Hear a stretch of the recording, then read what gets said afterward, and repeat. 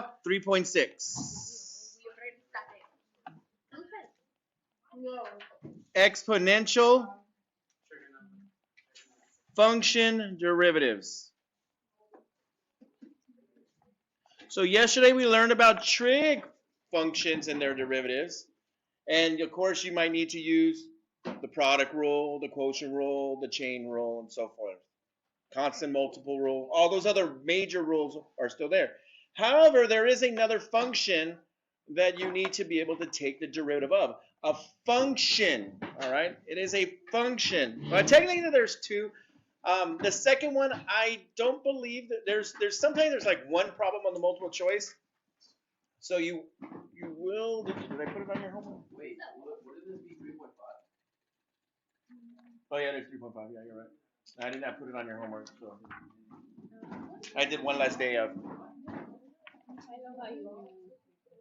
So the exponential function. So y equals e to the x is the function that looks like this. So this is y equals e to the x. We've studied that function before. We know that it intersects at 0, 1, has a y-intercept of 0, 1. It has a horizontal asymptote to the left of y equals 0. And it gets bigger and bigger and bigger. So now the derivative of this function, and the rule is that the derivative of e to the x is equal to e to the x. This is the one function whose function is its own derivative. Wow. You'll hear me say this, you'll hear me say copy paste. So the derivative of the function of a trigonometric of the exponential function is itself. The chain rule version, I must make sure you understand. If I'm taking a derivative of e to the u, you would get what? E to the u times du dx, the derivative, or u prime, however you want to refer to it as. So that's the chain rule. That's just the chain rule that still applies. Now, oftentimes I like to ask myself that if you see something up on top that's just not plain old x, think of that as your entire baby. So this entire top part is your function. Be careful about when taking a derivative. So be careful. You might still need to use some algebra, or you're going to make the problem even more difficult on yourself because then you'd have to use quotient rule, for example. So in this example, i.e., I want to find the derivative of 1 over e to the x. Okay?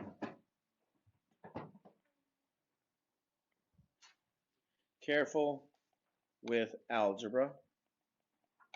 And actually, we're going to just make this an example. So in this example, this is just a straightforward one. We want to take the derivative of 1 over e to the x. Well, if you're not, hopefully you understand that the answer is just not 1 over e to the x. It's not 1 over, because the derivative of e to the x is e to the x. But 1 over, you don't just take the derivative of the top or the derivative of the bottom or just the derivative of the bottom. That doesn't make any sense. So what we have to do here is we could use quotient rule, or you must understand that this is the same thing as the derivative of e to the negative x. So that's how you rewrite it. If you want to bring e to the x up, or e to the 2x, and you want to bring it up, of course, it just changes power. And now we can do this. Just remember that there's imaginary parentheses around whatever is in the numerator. So if something is in the numerator, that's the entire baby. So this does still require chain rule. So the derivative of e to the x is, or e to the negative x is, copy and paste, e to the negative x times the chain rule, which gives me the derivative of, what is it? The baby. The baby, which is? Which is negative x No, which the baby is just negative x. So what is it? I heard. What's the derivative? Just negative 1. You said a lot of things. I stopped listening after the first time. If you say something wrong, you can't just say something wrong and say something right and we're going to be able to give you credit. You were answering a different question there. My first question is, what was the baby? The negative x is the baby. It's whatever is in that power, what is up top. This up here is the baby. And then you're not going to see the parentheses of what's on top. It's trapped inside. So it's for any function. That's just how it looks for this specific function. But what happens is that e to the x is the base function, and the composite is that you're plugging in negative x into the function e to the x, which gives you e to the negative x. So it's still a composition. It still requires chain rule. Let's do a couple of examples. Let's do a problem where we do need to use the quotient or chain rule. So find dy dx. Example A. Let's go y equals x e to the x. Okay. It's rather straightforward or rather common problem that we do on this. What do we get?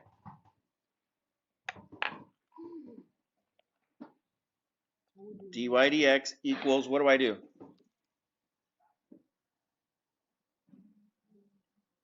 Two squared. No, x squared. U prime v plus v prime u. This is a product rule. Yes. So what is my u in this problem? X.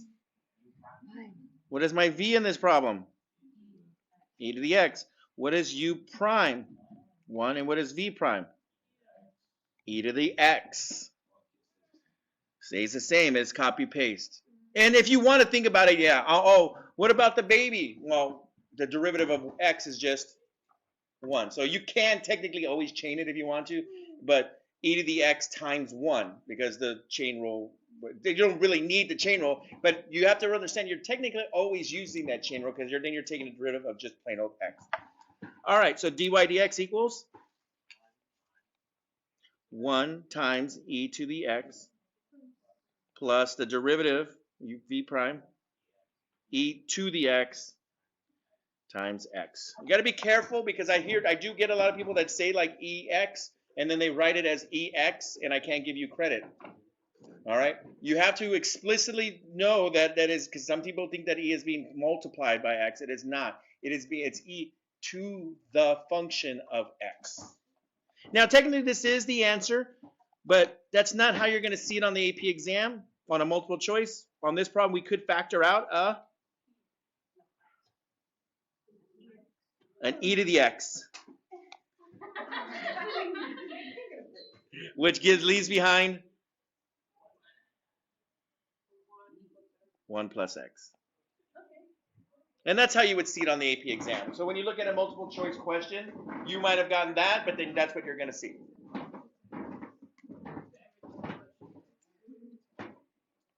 All right, let's start getting some more complicated examples. Y equals, just plain old x, that's easy. No. Square root of x all over 3 e to the x squared. Okay. Wait a minute. E to the x to the second? Yeah.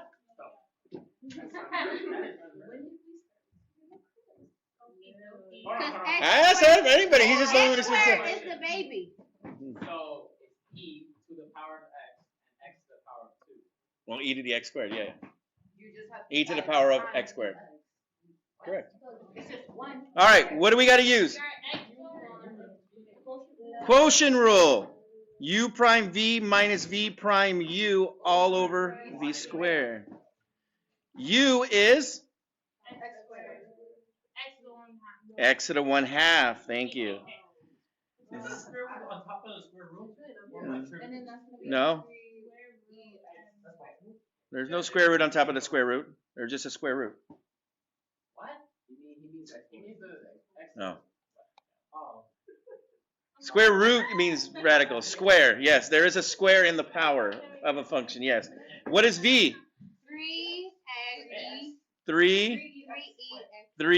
3e X to the second power. to the power of x squared. It's not ex squared because that means e times. I want you to be a little bit more fluent. I see students who write ex squared and they think it's e is a constant, and then they use like a constant multiple rule. So with this sort of problem, you always have to put the I would put it as parentheses, whatever you see up top. All right, what is u prime? 1/2 x to the negative 1. Always very common. And what is v prime? the same. The same. Copy and paste. So 3e Power of x. times You forgot a part. 2x. Then the chain rule. So it is copy paste, but then you have to finish the chain roll out. 2x. Times 2x. Which becomes 6x, right? So because 3 times 2x is 6x. That's how it would look like when it's cleaned up. So dy dx is 1/2 x to the negative 1/2 times 3e to the power of x squared minus 3e to the power of x squared times 2x times x to the 1/2 all over 3e to the x squared squared.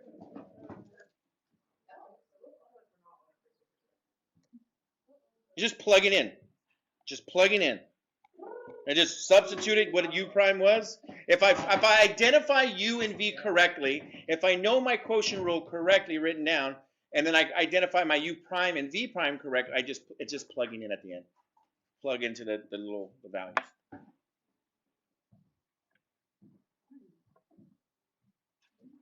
Now, I'm not with E for now, because this is what I said, I'm going to do a little mini unit in terms of evaluating. I'm not going to make you evaluate these. So I'm really going to have you just leave your answer. When it comes to the exam, you'll just leave them like this.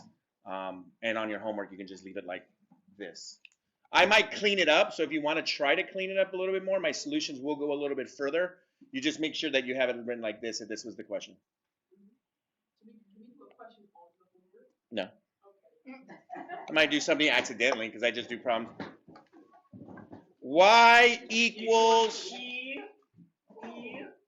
How about no? Let's make E the baby this time. So let's bring in yesterday. So Y equals, let's bring in yesterday. Y equals 2e. No, yesterday I said. Negative x. Let's bring in yesterday. Secant, okay. Woo. We won't listen to Chris, we'll listen to you. Secant of E to the 3x? Negative 3x? Okay. Times. No. No, Leave it all there. over Leave it there. Leave e to it the there. x. Leave it All there. over e to the x. We can leave it there. This is what do I gotta use in this case? Not only the chain rule, but the no. There's no product. No. Memory. No. Multiple chain rule. The baby has a baby in here.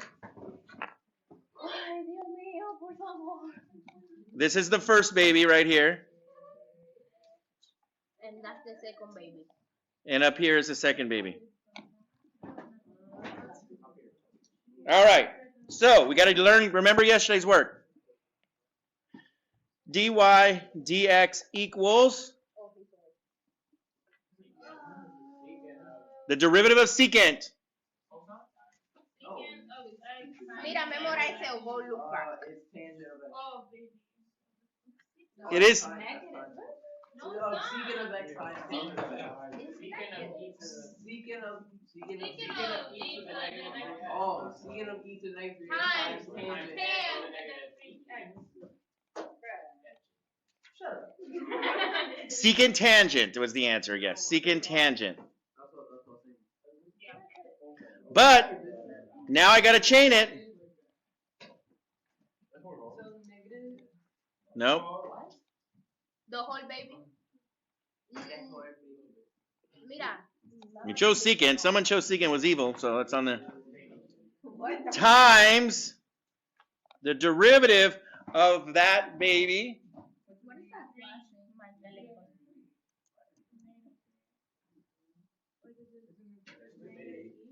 Oh, wait, would that be? Well, it's the same thing. So secant tangent. So you just look at one of them, which is -3. copy and paste. Copy and paste. So the derivative of e to the negative 3x is e to the negative 3x. Then we times negative 3.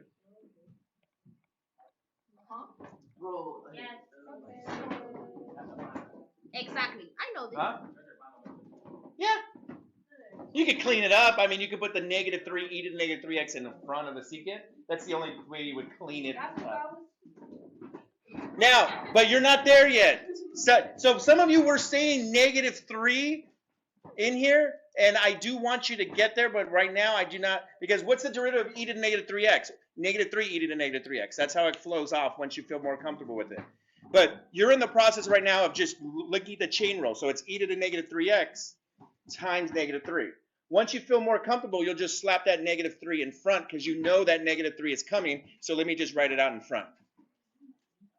You will get there. You're just not there yet in your learning. And maybe some of you do feel comfortable enough there yet. But I heard when those people that said negative 3, the next words out of their mouth didn't make any sense. It wasn't e. I was waiting for a negative 3 e, but that was not coming in the vocabulary. That's it.